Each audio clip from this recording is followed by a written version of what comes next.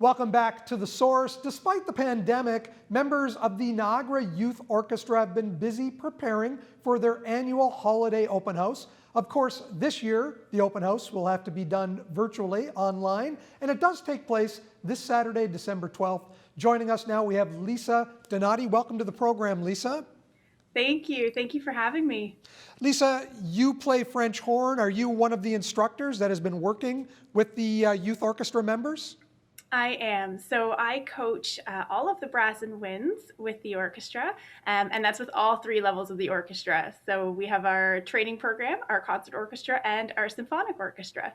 Since March, obviously, you have had to move to online training. How difficult has that been, and has it gotten easier over the months? Oh, it's definitely gotten easier. We have adapted. You can imagine playing music online is a challenge, and it presented us with a lot of challenges. But we've since adapted. We found an app called the Upbeat Music app. And what that's been allowing us to do is actually have rehearsals every week, meet together with our musicians, and basically play at home in our own homes, but put those recordings and those performances together into group videos so that our students can hear themselves playing with their colleagues just like it was a regular rehearsal. And we do that over and over every week. Your members are from age 8 through 17. How many members of the youth orchestra right now? So that's variable because we have three programs. Our training program is our smallest program right now, and that's basically beginners or people who are new on their instrument, and we have a few in each section. So we teach any musician on any brass instrument, any wind instrument, strings and percussion. And so we have a handful in each section right now. And the goal is when they're comfortable and when they're ready, that they'll move up into our concert orchestra. Our concert orchestra is also active in every section. So we have wind players and a number of percussionists and string players, enough to make, a whole orchestra worth of music. And then again, those ones will eventually graduate into our kind of symphonic orchestra.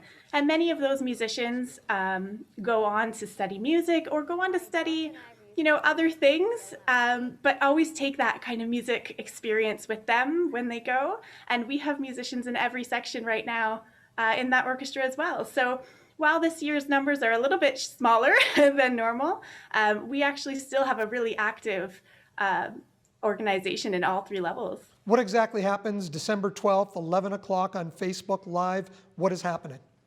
So on December the 12th, that's going to be the premiere of our full concert, which is all music that we've begun just this season. So from September, basically, and we've rehearsed that every morning, or every Saturday morning, pardon me.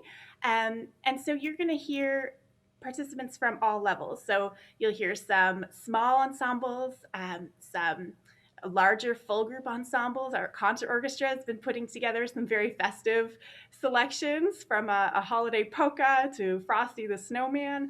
And you get to hear all of the musicians, the strings with the percussion and the winds, all together at once. And it'll be a full-length concert. You've been working with these kids. How do they sound? Oh, they sound incredible.